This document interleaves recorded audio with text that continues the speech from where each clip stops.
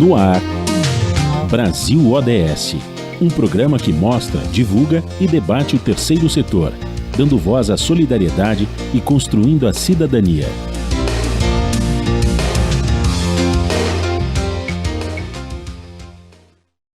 Olá, bom dia. Eu sou Joel Scala e começa agora o Brasil ODS, um programa do Observatório do Terceiro Setor. No programa de hoje vamos falar sobre o combate à fome e agricultura sustentável.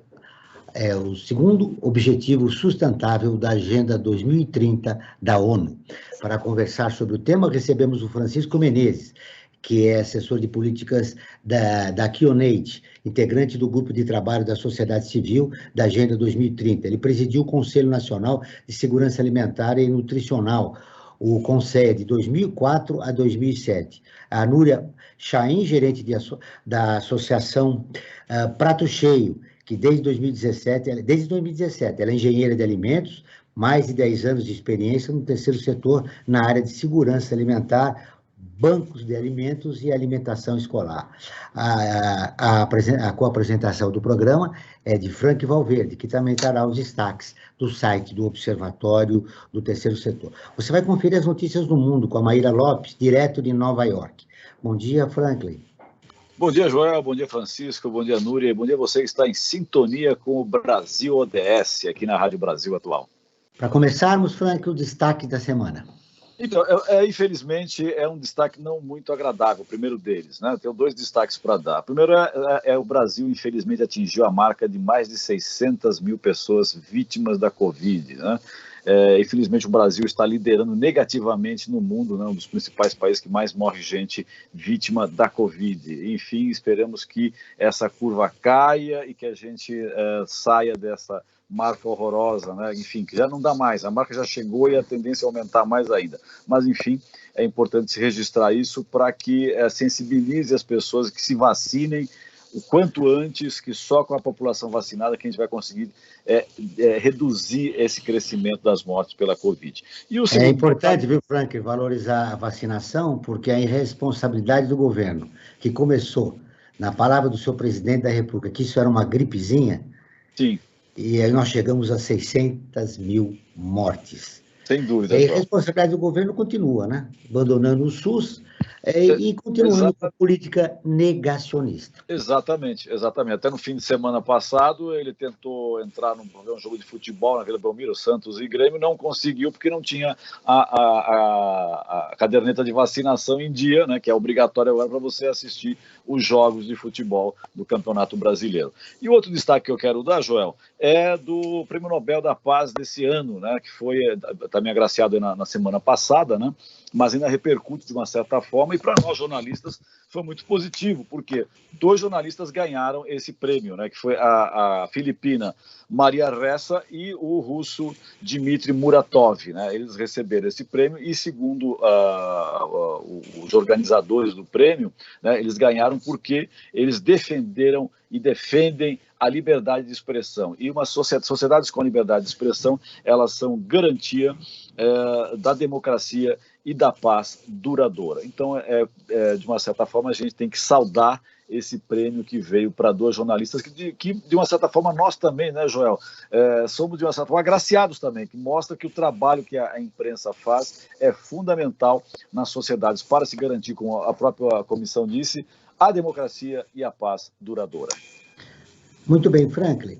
Segundo o relatório O Vírus da Fome se Multiplica, da Oxfam Brasil, o percentual da população que vive na extrema pobreza quase triplicou desde o início da pandemia, passando de 4,5% para 12,8%. No final de 2020, mais da metade da população, 116 milhões de pessoas, enfrentava algum nível de insegurança alimentar, das quais quase 20 milhões passam fome. Francisco, eu começo falando repercutindo com você essa informação. Quais os fatores que colaboraram para que a situação da fome se triplicasse no nosso país? Muitos fatores combinados, mas antes eu quero cumprimentar a vocês, aos que nos assistem, e dizer, então, Joel, que, na realidade, existe um fator de fundo no caso do Brasil, que faz uma história de fome, embora tenhamos assistido, num período mais recente, grandes avanços no enfrentamento da fome. Mas a realidade é que um país com um grau de desigualdade, tal como ele comporta, isso faz com que essas populações, nessa condição mais vulnerável, e como você dizia, com números muito expressivos de extrema pobreza, venham a enfrentar essa calamidade, que eu poderia chamar assim. Eu diria, para não me alongar, pelo menos 4 fatores mais recentes que fizeram essa reversão, porque a gente tem que lembrar que em 2014 o Brasil foi considerado pela ONU como tendo saído do mapa da fome. Já em 2017, 2018, quando tivemos dados pesquisados pelo IBGE, já mostravam que a curva, essa curva lastimável da fome, voltava a se acentuar. E pesquisa de 2020 mostrou essa informação que você trouxe, que metade da população, ou mais da metade, vive em insegurança alimentar, e que cerca de 19 milhões de pessoas, ou um pouco mais que isso, em dezembro de 2020, já passavam fome. Eu dizia de 4 fatores que considero que, em primeiro lugar, nós temos o aspecto do empobrecimento da população mesmo. E em relação à alimentação, nós temos uma questão de acesso. Então, são aquelas pessoas que não têm poder aquisitivo para comprarem o mínimo necessário de alimentos, né? Um segundo fator foi o desmonte das políticas. Na realidade, quando se estabelece o teto de gastos, se faz cortes orçamentários, sobretudo na área social, tão drásticos, né? Você desarma políticas que vinham respondendo adequadamente ao enfrentamento da insegurança alimentar. Em terceiro lugar, eu acho que também não podemos se esquecer, e vocês por diversas vezes vêm tratando desse tema também, que é a política antiambiental praticada atualmente, sobretudo pelo atual governo, né? Isso, evidentemente, repercute, sobretudo, para aqueles agricultores que têm na produção para subsistência deles mesmos, e às vezes para um plano local mais restrito, a incapacidade de produzir isso. Está acontecendo em áreas da Amazônia, dos Cerrados, em diversas delas. Existe um outro fator que se pronunciou, sobretudo, a partir de 2020, que foi a elevação dos preços dos alimentos, que também é fruto de equívocos grandes, né, nas políticas que vêm sendo praticadas, né? A gente viu arroz, feijão, carnes, óleo de soja, tudo isso subindo de preço, e existe um fator de fundo para que isso aconteça, que é tratar o alimento como mercadoria. Então, o mercado internacional é que dita como é que vai ser o preço. E o governo se escusa de qualquer intervenção, inclusive não criando, não sustentando estoques de alimentos, né? Que é algo absolutamente necessário. Aqueles que estudam as políticas de segurança alimentar sabem que os países no mundo criam estoques, a gente chama estoques de segurança, para quando temos elevação dos preços, eles conseguirem colocar esses alimentos no mercado de forma tal que atenue essa... A um custo menor para que a população de baixa renda possa consumir. Mas então são esses 4 fatores principais, embora existam muitos outros. Contente pela sua presença no nosso programa. Eu esqueci de dar boas-vindas a você. Seja muito bem-vindo, Francisco. Obrigado. E obrigado pela entrevista, viu? Agora, deixa eu dar um alô para a Núria. Núria, muito obrigado pela entrevista. Seja bem-vindo ao nosso programa. Obrigada pelo convite. Núria, o Francisco enumerou 4 fatores aqui, né? O custo dos alimentos, a política antiambiental, o desmonte de políticas públicas, o desemprego. Você, que destaque você daria depois que o Brasil voltou ao mapa da fome, né? E quais são as principais diferenças entre os cenários mais recentes de fome no Brasil e o anterior que a gente vivia, né? Eu acho que a gente começou a ter essa curva, né, depois de 2014, 2015, que a situação de insegurança alimentar começou a piorar no país, e com a pandemia isso se acentuou ainda mais. Então agora, né, como o Francisco Menezes falou, a gente tem mais da metade da população em algum grau de insegurança alimentar e cerca de 19 milhões de pessoas passando fome. Então a insegurança alimentar, ela tem uma relação direta com a renda, né? Então se a renda cai, a insegurança alimentar, ela cresce, não é só em função da renda, mas a renda explica muita coisa. E como o Francisco falou, o Brasil tem uma desigualdade, né, de renda muito grande. Então, o acesso à alimentação não é igual para todos, né? A gente sabe. E aí, com a pandemia, o que a gente percebeu, assim, que as pessoas que estudam... A pandemia potencializou a crise, né?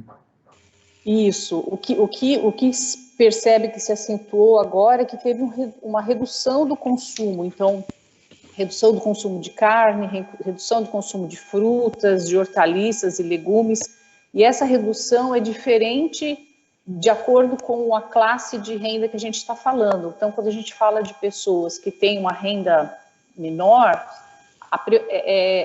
essa redução de produtos que a gente chama de produtos saudáveis é muito maior, porque são produtos que têm um custo maior. Então, além de você ter uma redução do alimento em geral, né, do consumo, você tem uma alimentação de pior qualidade. Então, é um cenário muito complicado. A gente trabalha na ponta, né? A Prato Cheio faz doação de alimentos, frutas, legumes e verduras que seriam desperdiçados e doa, né, para essas instituições. E a gente percebeu o aumento enorme da demanda, pessoas que antes não precisavam recorrer a esses serviços e hoje recorrem. Então, é um direito básico, né, da população que está sendo negado, né, que está sendo negligenciado. São aquelas pessoas que compõem aqueles mais de 15 milhões de desempregados, né, que perderam a renda. Perderam a renda e não tem para onde recorrer. Então, teve o auxílio emergencial, né, o ano passado, e que deu uma segurada, mas aí acaba isso, tem que correr para essas instituições assistenciais. Então, é muita gente, né, que vai atrás de um prato de comida para aquele dia, né? O dia de amanhã já não sabe mais como vai ser. E isso a gente está vivenciando isso diariamente, todas as instituições, né, estão vivendo isso e sentindo essa piora. O importante é descobrir saídas, Francisco. Qual é a saída para esse momento? 15 milhões de desempregados, o aumento da desigualdade no país, que explicitada pela crise da pandemia. Qual é a saída que nós temos para esse atual quadro brasileiro? Olha, o quadro atual, ele exige medidas urgentes. A gente não pode se acomodar e dizer, vamos começar a pensar o que vamos fazer para tomar medidas de enfrentamento da fome, porque a gente está falando, na verdade, da necessidade de defesa da vida, né? Infelizmente, nós somos pessimistas dentro do quadro político atual, de existir a vontade política de enfrentamento disso.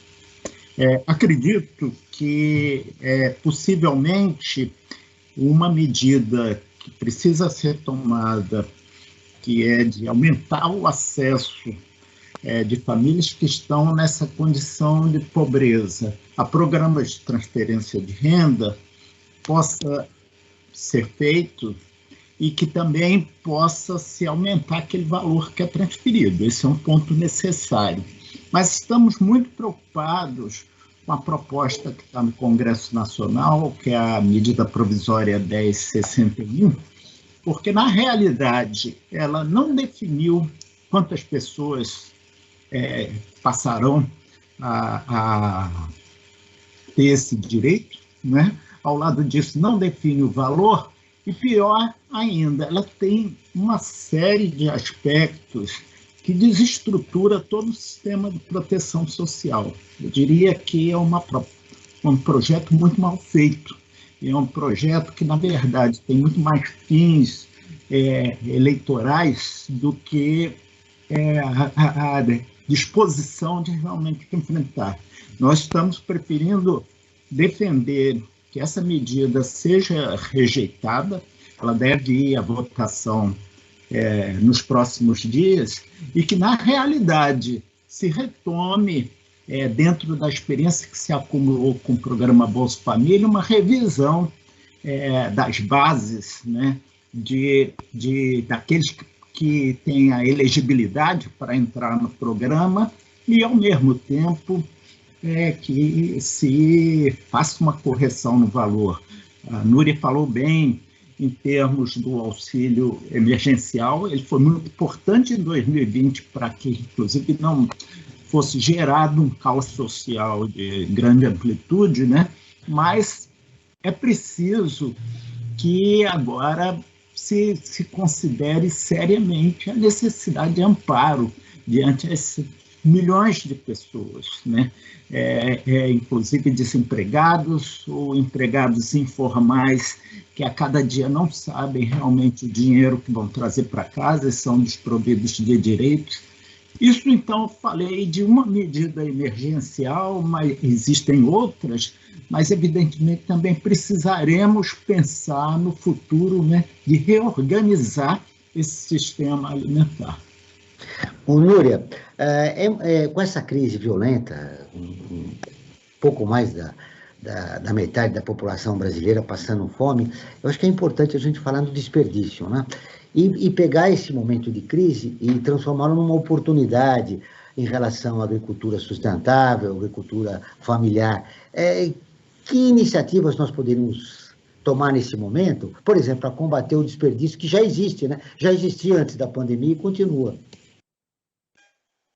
Eu acho que o desperdício ele nunca é bem-vindo, né? Independente da situação, do cenário, né, que a gente esteja vivendo, e numa situação agora de crise, a gente tenta, de todas as formas, reduzir ao máximo. Uma coisa que a gente sempre fala, né, assim, que a gente lê também, né, na literatura, é que os países com renda mais baixa, o desperdício acontece muito na produção agrícola, nas etapas de transporte, de comercialização, porque é onde tem menos infraestrutura, as estradas não são boas, você não tem uma cadeia do frio que seja boa, então falta tecnologia, então se perde muito. E na casa das pessoas, assim, a gente sempre fala muito, receitas de reaproveitamento de alimentos, receitas de aproveitamento integral. Então, são coisas que a gente pode fazer no nosso dia a dia, planejamento de compras, não comprar mais do que você vai consumir, né? Se você tem alguma coisa que você não vai usar, doa, né? Não joga fora. A gente faz isso com a rede varejista, que está vendendo como nunca, né? O ano passado as pessoas deixaram de consumir na rua, né? E começaram a consumir em casa. Então, a venda de alimentos, ela cresceu demais.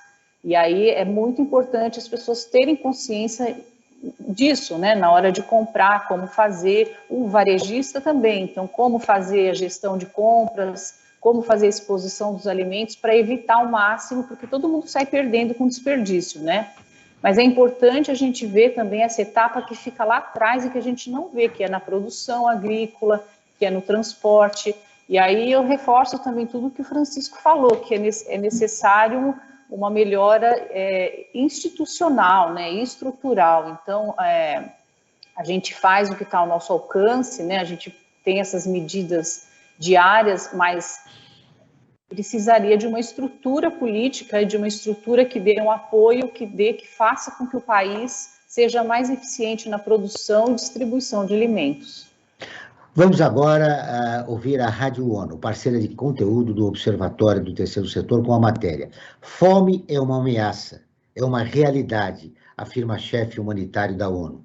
A Maíra Lopes, de Nova York, tem as informações. O Escritório de Assuntos Humanitários, a Organização das Nações Unidas para a Alimentação e Agricultura e o Programa Mundial de Alimentos realizaram um evento de alto nível sobre a prevenção e o fim da fome no mundo. Em encontro virtual, os participantes abordaram esforços para impedir o avanço da fome e iniciativas urgentes que a comunidade internacional deve tomar para evitar o agravamento da insegurança alimentar. Uma força-tarefa foi criada em março deste ano, durante sessão do Conselho de Segurança sobre conflitos e disponibilidade alimentar. Os principais objetivos do grupo são conscientizar sobre a questão e mobilizar apoio aos países mais afetados. Em 6 meses de trabalho, as agências que integram a força-tarefa foram capazes de levar alimentos a lugares como Sudão do Sul, Etiópia e Burkina Faso, que estão no topo da lista de países que sofrem com o problema. Ao falar sobre o trabalho, o chefe humanitário da ONU, Martin Griffiths, destacou que a fome não é um problema tático. Para o subsecretário, a fome é uma ameaça, é uma realidade. Ele reforça que certamente há pessoas morrendo hoje que não podemos ver. E quando a fome finalmente abre a porta, ela se torna mais viral que outras ameaças. De acordo com os dados apresentados no evento em todo o mundo, a fome está aumentando. Já são mais de 41 milhões de pessoas enfrentando níveis de emergência de insegurança alimentar em 2021. O número representa um aumento pela metade em apenas 2 anos. Da ONU News em Nova York, Mayra Lopes. Continuamos com o Brasil ODS, um programa do Observatório do Terceiro Setor. Estamos falando sobre o combate à fome e a agricultura sustentável, com o Francisco Menezes, da Accionaid, e a Núria Chaim, que é da Associação Prato Cheio. Agora vamos ao momento ODS com Frank Valverde. Joel, falar em momento ODS, eu preferia dar um destaque hoje a respeito da parceria que nós estamos fazendo, uma parceria que é com chama-se do programa Recitec, uma parceria que o Observatório do Terceiro Setor iniciou este ano, junto com a REURB, que é a Recicladora Urbana, e a ABS, que é a Associação Brasileira de Empresas de Software, que resultou nessa parceria chamada Recitec. O que vem a ser essa parceria? Por meio de um programa, empresas de todo o país terão um acesso a um serviço gratuito de logística reversa nos descartes de aparelhos de TI e de telecomunicações. Os materiais em bom estado são recondicionados em equipamentos seminovos e serão destinados a institutos com projetos de inclusão digital, que vão ser excluídos pelos doadores desses objetos. Saiba mais sobre essa iniciativa, que é muito importante, no nosso portal Observatório 3 Setor, o 3 em numeral.org.br. E, Joel, quero aproveitar também e falar sobre a nossa enquete, né? A cada programa que nós realizamos aqui na Rádio Brasil Atual, nós fazemos uma enquete, não tem uma base científica, né? Quer dizer, a gente lança uma questão nas redes sociais e esperamos que quem nos segue nessas redes responda a respeito do tema que nós vamos abordar no programa. No caso do programa de hoje, nós lançamos a seguinte enquete: você acha que o modelo de agricultura sustentável pode ajudar no combate à fome? E olha só, o resultado foi muito bom. 97% disseram que sim, né?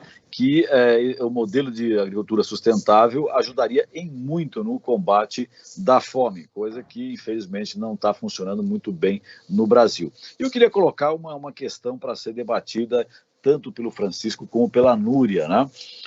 Vira e mexe a gente vê na imprensa, saía algumas matérias sobre hortas comunitárias, né? Que o pessoal tem um terreninho lá, tem um terreno baldio, está criando capim só, né? Enfim, retirar aquele capim e começa a plantar alguns alimentos lá para o uso da coletividade, daquele pequeno grupo nuclear que está cuidando daquela horta comunitária. Gostaria que o Francisco Núria respondesse se isso é uma estratégia que realmente pode combater a fome, ou ela tem muito mais no sentido de funcionar, muito mais no sentido de conscientização da população a respeito da fome e de uma agricultura sustentável. Vamos começar pelo Francisco. Bem, eu tenho uma avaliação de que é uma iniciativa muito positiva. E positiva os dois fatores, Franklin, que você citou.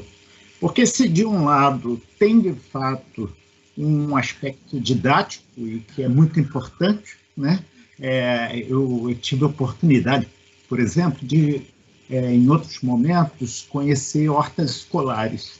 E o significado que isso tinha para os alunos das escolas que podiam ter essas hortas, de conhecer a alimentação, conhecer um pouco e assimilar uma cultura alimentar. Então, nós valorizamos muito isso. Agora, por outro lado, essas iniciativas de hortas comunitárias, por terem uma natureza coletiva, né, elas têm um valor muito grande justamente no aspecto do enfrentamento da fome, dentro de uma perspectiva não só de uma família, mas da comunidade, de prover esses alimentos para aquele espaço próximo, é verdade, mas que tem uma capacidade das pessoas, vamos dizer, comungarem desse mesmo esforço. Eu vejo muito positivamente. É evidente que não vamos depositar todas as nossas fichas nisso, né? A questão da segurança alimentar é muito ampla, né? E ela precisa de diferentes políticas, não é? Mas não devemos desprezar essa iniciativa, que, aliás, você falou dos Objetivos do Desenvolvimento Sustentável e que eu acho que se combina muito com o espírito dos ODS, onde não se trabalha, né, um objetivo isoladamente, mas se tem essa articulação dos objetivos por uma meta maior, né? Para uma finalidade maior, e nesse sentido eu acho que a gente pode pensar as hortas comunitárias dentro desse espírito. Núria. Olha, eu repito, faço minhas as palavras do Francisco, eu sou fã dessas iniciativas e acho que são as duas coisas mesmo, contribuem para a segurança alimentar e como um instrumento de educação. E as hortas escolares também são muito importantes. A alimentação escolar como um todo é muito importante, né? Foi outro ponto que as crianças, né, os adolescentes sentiram muito na pandemia, as famílias, né, em geral, a falta de acesso à alimentação escolar. E a gente está em contato com uma iniciativa muito bacana na Zona Leste, que chama Cidade Sem Fome, que foi a construção de uma horta enorme lá. Então, eles, ao mesmo tempo em que produzem alimentos saudáveis para uma população que está numa situação de vulnerabilidade ali no entorno, também geram renda. E é muito bacana. Eu acho que é uma solução que, né, como o Francisco falou, não vai resolver a situação como um todo, mas é um alívio, né, tanto para a questão da segurança alimentar quanto para a questão ambiental, né, porque você cria espaços verdes na cidade, você leva, né, até a população urbana a prática do consumo, né, de alimentos, de verdura, de hortaliças, que às vezes num espaço pequeno você consegue fazer. Eu acho uma iniciativa muito bacana e tem muita organização da sociedade civil promovendo isso. Núria, o relatório Luz, divulgado recentemente, destacou as principais causas do aumento da fome no país. A ampliação do desemprego, destacado também pelo Francisco, a desproteção social, cortes orçamentários em políticas públicas, incluindo a de segurança alimentar e ações antiambientais contra pequenos agricultores, e a ausência de políticas que estimulem a produção e consumo de um alimento saudável. Foi destacado também no relatório a liberação dos agrotóxicos. Núria, por que não há adesão do agronegócio em alimentos orgânicos em grande escala? Nossa, eu acho que não sei como responder. Eu acho que o agronegócio, ele não casa, né, com a produção orgânica. Talvez justamente porque é uma produção em alta escala, né, que precisa de uma alta produtividade, e aí eu posso estar sendo ignorante na resposta, porque a produção orgânica também, né, se diz que tem uma alta produtividade, eu não sei, mas eu fico pensando que para os produtos, por exemplo, soja, milho, trigo, você já tem um padrão, né, de produção agrícola que é o padrão do agronegócio. Então, é toda uma lógica de funcionamento do negócio que não tem não tem como você falar, eu imagino hoje, né, em uma produção disso orgânica. Viu, Núria? É curioso que as culturas que você citou, como soja e o milho, são culturas transgênicas, né? Também tem essa questão, né, do transgênico aí, né? O transgênico, digamos que é um grande inimigo da agricultura sustentável, não é verdade? Quando a gente pensa em agricultura sustentável, agricultura orgânica, a gente pensa na agricultura dos alimentos que a gente usa no que a gente se alimenta, né? Então, as hortaliças, as frutas, a produção de commodities, a gente associa à produção, ao agro, né? Que a gente vê tanta propaganda, né, na televisão. Então, eu imagino isso, duas coisas que são, ao meu ver, incompatíveis. Eu não sei o que Francisco acha disso. Eu quero te ouvir, Francisco. Por que o agronegócio resiste a produzir em grande escala uma alimentação saudável? Já que o agronegócio é subsidiado, né? Poucas pessoas sabem disso, mas o agronegócio é subsidiado. Por quê, Francisco? Olha, eu acho que a questão que vocês levantam, ela diz respeito a um aspecto que toda a humanidade precisa discutir e pensar sobre ela, que é a própria natureza assim da vida. Porque, veja bem, e aí vou entrar no agronegócio, o agronegócio se chama agronegócio. Por trás dessa concepção está que aquilo com que ele trata são mercadorias. Nós encaramos a alimentação, e por isso a alimentação tem que ser saudável, adequada, né? Como direito, e não como mercadoria. Então, aí eu acho que está a chave da contradição, entende? O agronegócio, ele visa, e ele não esconde isso, obter lucros, né? Ele vai na lógica do lucro. E ele se sente mais seguro dentro de uma agricultura química, de uma agricultura de alta mecanização, como Núria falou, tudo em grande escala, muito voltada principalmente para o mercado externo. Ele se sente mais seguro dentro desse modelo, não é? Há experiências, nós sabemos, dentro do agronegócio, em termos de agricultura orgânica, né? Mas de um nicho muito reduzido, porque o agronegócio também é uma oportunidade de negócio quando determinadas camadas sociais procuram alimentos orgânicos. Nós não podemos desconhecer isso. Mas a lógica principal é produzir soja em grande escala, produzir milho em grande escala, para colocar em outros países do mundo. A gente falava antes dos preços dos alimentos. Na realidade, a gente vê uma substituição maciça diária, por exemplo, do arroz por soja, né? Isso também acontece com feijão, e vai assim, entende? Então, o que eu acho que precisamos discutir, e a aprovação de agrotóxicos foi, nos últimos anos, algo inacreditável. Importante que o relatório Luiz tenha denunciado isso, porque isso desnuda, eu acho, essa lógica, que é a lógica do lucro imediato. É uma lógica perversa, né, que, na verdade, prejudica a maioria da população, não só aqui no Brasil, no mundo, né? Eu vou fazer um convite a você que nos acompanha. Você quer ficar informado sobre projetos, causas sociais e direitos humanos? Siga o Observatório do Terceiro Setor nas redes sociais e acompanhe informações do Brasil e do mundo. No Instagram é @Observatório Terceiro, no Facebook é facebook.com/Observatório Terceiro. Nossos programas de rádio também estão disponíveis no canal do Observatório no YouTube. Lá você também encontra entrevistas e quadros de Como Você Sabia e Você Conhece, que mostram os aspectos ignorados da história e refletem sobre a sociedade.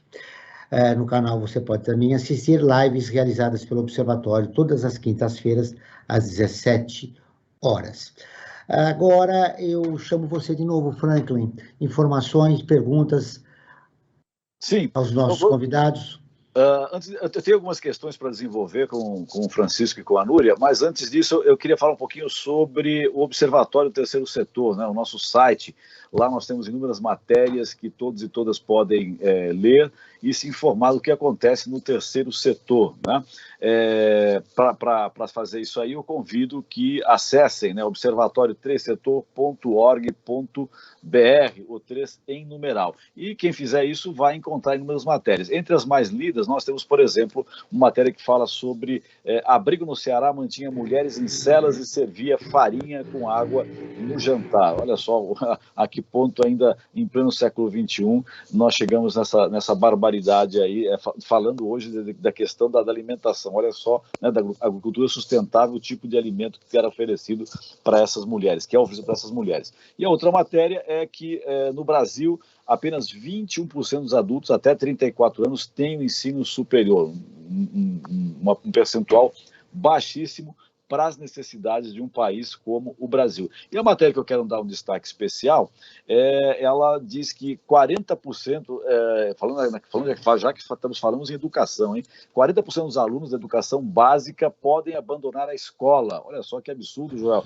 que é a fase fundamental em que... Lamentável. Exatamente. Essa é uma matéria que foi escrita pela Mariana Lima, e ela partiu de uma pesquisa realizada pelo Datafolha, encomendada pela Fundação Lehman, junto com o Itaú Social e o BID, que mostrou que com a pandemia da Covid-19 tem afetado demais a educação no Brasil, né? E essa perspectiva que tem afetado todos os alunos e as famílias também, né? Pra você ter uma ideia, os pais responsáveis que foram ouvidos pela pesquisa, 40% dos estudantes da educação básica não estão evoluindo na aprendizagem. É claro, não vai na escola, não tem condições lá, não tem equipamentos para poder acompanhar o conteúdo que é dado online, né? Só pode não acompanhar, né? Vai ter uma regressão forte, e isso vai acabar motivando no abandono das crianças no ensino. E o mais grave nessa pesquisa, Joel, que é importante destacar, é o fosso de desigualdade que vai se aprofundar com essa situação. Olha só, 43% dos estudantes nessa situação são negros e estão nesse grupo de risco de abandonar a escola. E quando vai se ver os brancos, 35%. O número cai assim bastante no caso dessas crianças que estão sob o risco de abandonar a escola em função de não acompanhar os ensinamentos que estão sendo dados agora em plena pandemia. Essa e outras matérias, Joel, elas podem ser lidas no nosso site, e tem um recurso de áudio para aquelas pessoas que são deficientes visuais, né? Elas podem auxiliar, ter esse auxílio através dessa ferramenta de audiodescrição e saber da matéria, que ela é oralizada para quem for acompanhar no nosso site. Essa é uma iniciativa muito importante, porque ela trata da inclusão de todos e todas dentro da situação em que nós estamos vivendo hoje em plena pandemia, Joel. Isso também, de uma certa forma, procura diminuir um pouco essa brecha social. E o que eu queria colocar para debater aí pelo Francisco e pela Núria é a seguinte questão. A pandemia, ela está aí, né? Ela veio, era novidade para todos nós, para a ciência também, né? Que até demorou um certo tempo para tentar encontrar as vacinas para combater, né? Então nós tivemos uma dificuldade, isso mundialmente, para combater a pandemia, que ela está. A fome, ela já está há muito tempo, né? Ela está aí, ela não é novidade para ninguém, pode-se dizer que está aí há séculos, né? E se bobear, pode-se até se exagerar e dizer que há milênios a fome ela está aí. Ou seja, nós já conhecemos ela, sofremos, né? Os países sofrem ela de uma forma muito contundente. Então eu pergunto, se ela já existe há tanto tempo e atinge a todos os países, por que não há iniciativas de forma mundial para o combate à fome de forma efetiva, né? Não que não exista aí na ONU, na Unesco, uma série de atividades, mas de forma efetiva para realmente eliminar a fome no mundo. O que acontece que não há uma união dos países para combater a fome de forma mundial? Vamos iniciar desta vez pela Núria. Núria, você está nos ouvindo? São as perguntas mais difíceis. Mas a importância, não é nem para você responder a pergunta, não é para a gente começar esse debate, que eu acho fundamental. Não, se a gente soubesse, né, essa resposta... Já teria resolvido o problema da fome, né? Já. Mas vamos começar a debater, talvez a gente possa encontrar.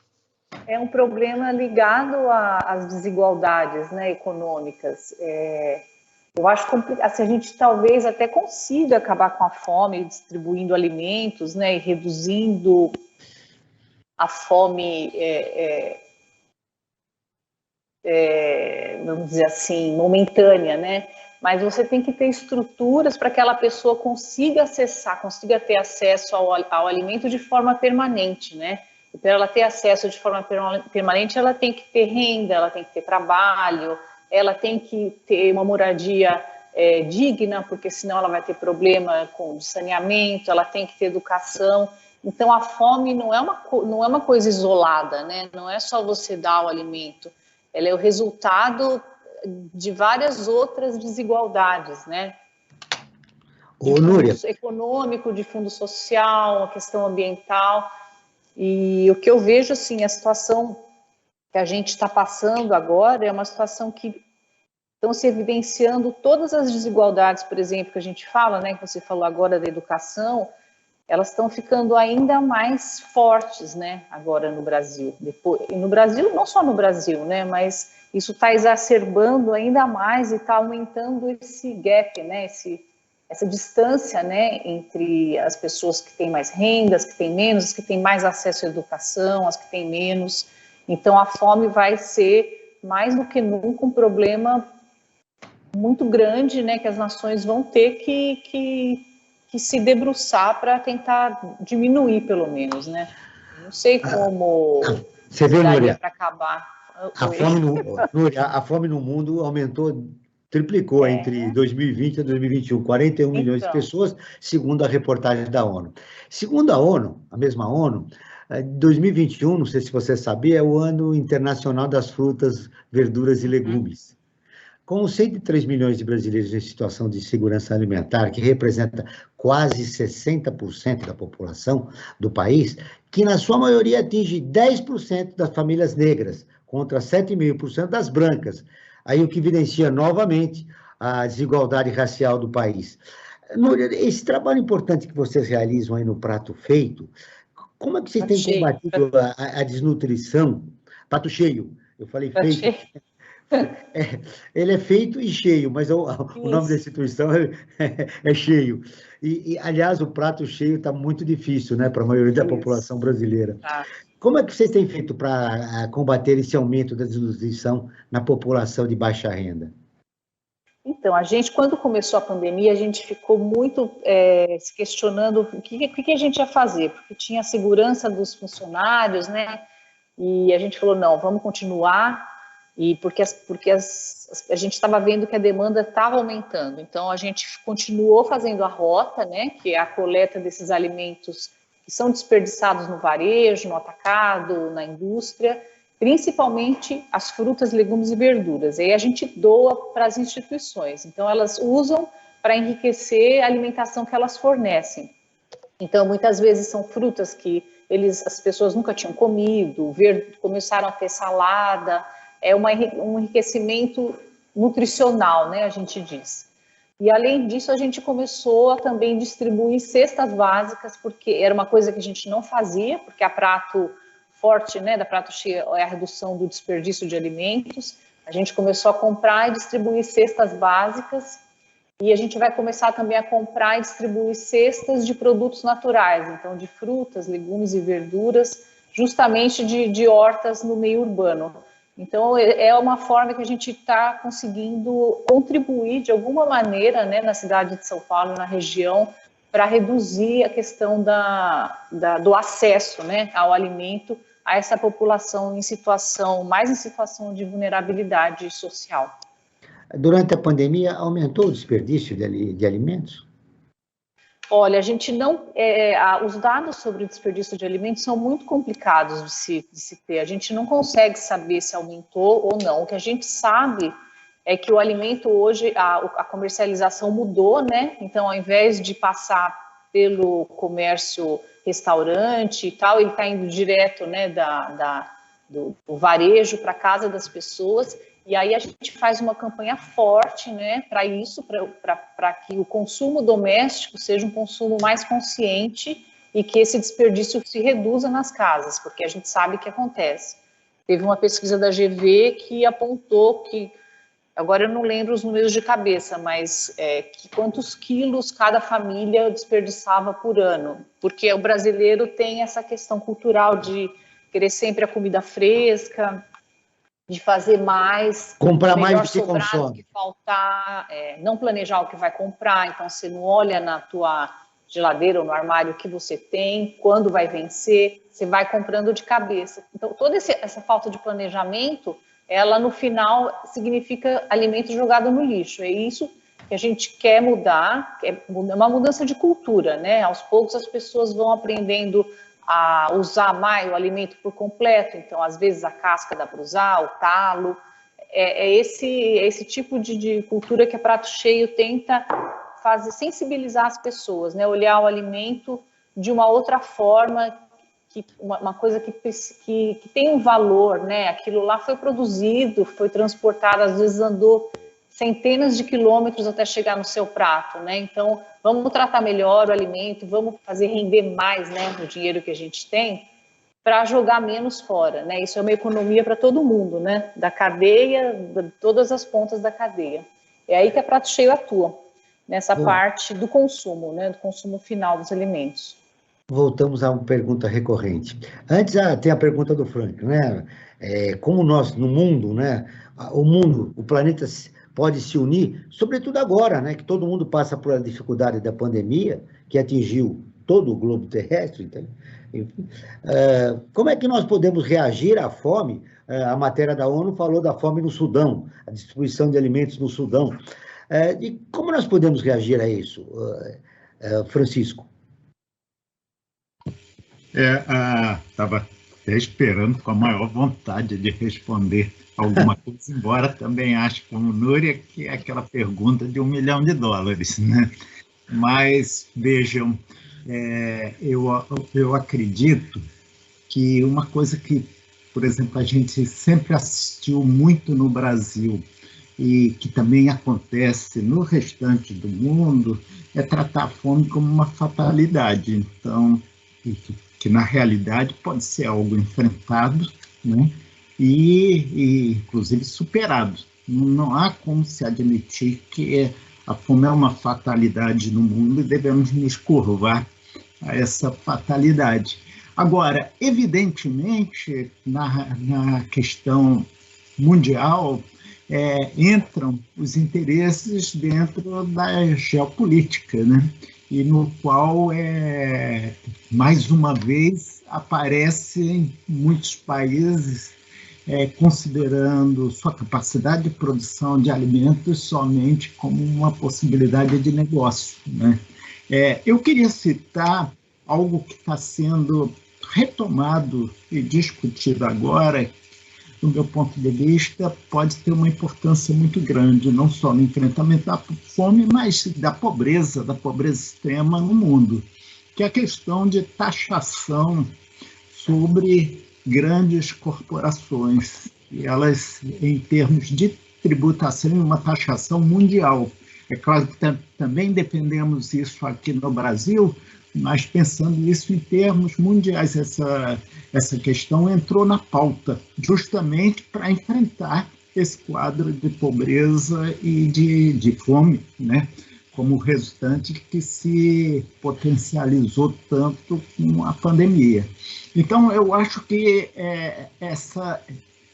esse esforço de discutir políticas no plano internacional será difícil aprová-las, né? Mas elas podem ser já uma mobilização de enfrentamento, e com medidas muito concretas. Uma leve taxação sobre corporações internacionais trarão muitos e muitos bilhões de dólares que podem ser destinados a essas finalidades, né? Que são inaceitáveis a humanidade ter chegado nesse momento né, e ainda vivenciar essas situações, não há como se conformar. Olha, nós estamos quase no final do programa, vou pedir em 30 segundos para o Frank dar o seu destaque final, mas eu quero, viu, Frank, registrar aqui um outro dado do relatório Luz que é muito importante, que em 2019 a liberação de novos agrotóxicos bateu o recorde de 474 novos produtos. O importante é destacar que em 2020 esse número foi ainda maior, com 493 produtos de agrotóxicos liberados. Esse foi o 5º ano consecutivo da alta liberação do uso de pesticidas e outros compostos químicos prejudiciais à biodiversidade e principalmente à vida. É a maior alta documentada pelo Ministério da Agricultura desde 2000.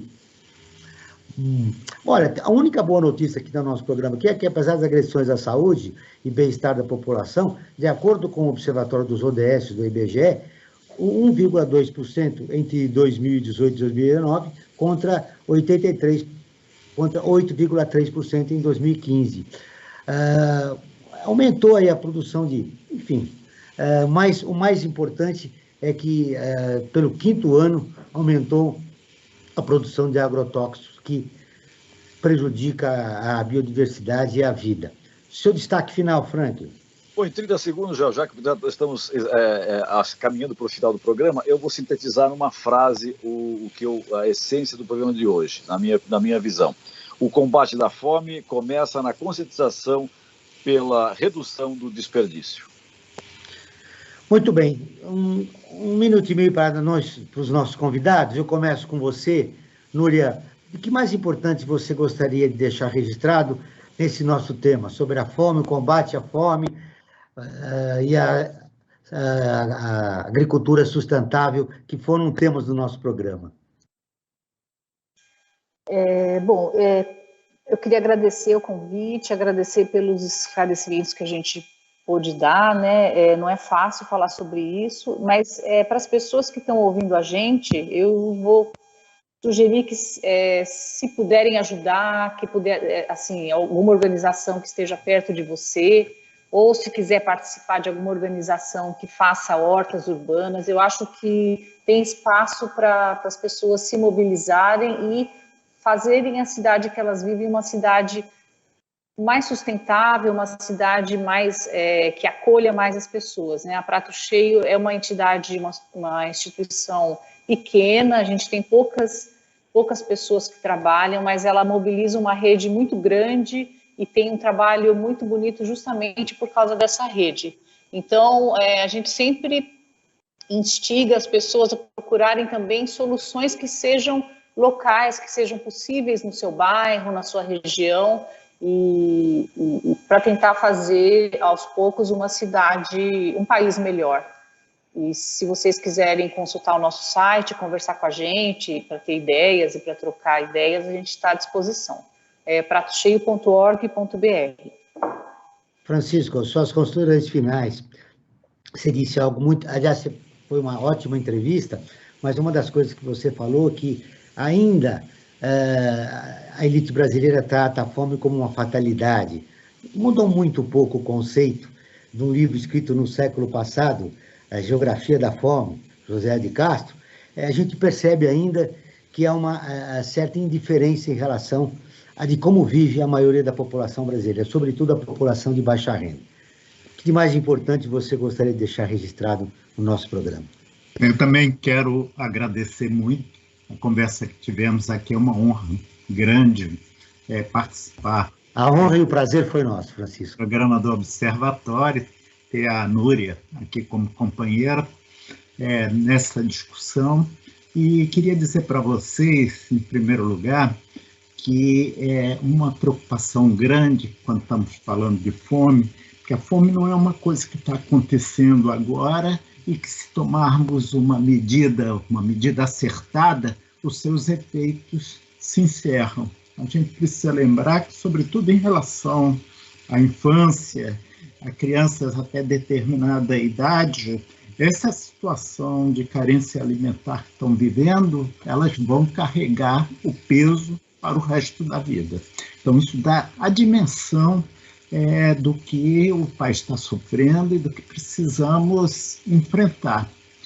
Eu queria ressaltar também, e aí falo muito do Prato Cheio, mas também das demais organizações da sociedade que, diante desse quadro, vieram a se mobilizar por uma mobilização notável que se deu, né, de enfrentamento dessa situação, e que também essa mobilização ela valeu não só para enfrentar de imediato, né, essa situação de uma parcela importante da população não tendo acesso à alimentação, mas também deixando o registro de sua presença. E aí ficou soando, né, como uma exigência. A organização que eu faço parte, também a ActionAid, ela atua em parceria com outras organizações, e nesse esforço de enfrentamento, as organizações zelaram também muito por produção agroecológica,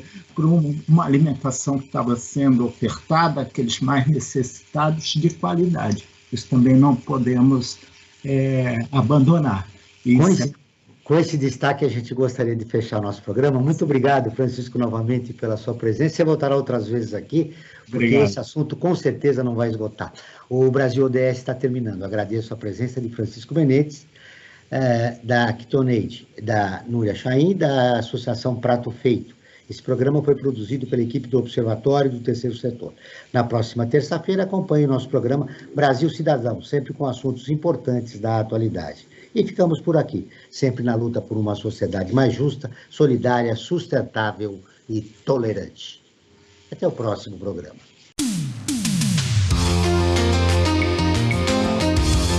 Você acabou de ouvir Brasil ODS, um programa do Observatório do Terceiro Setor.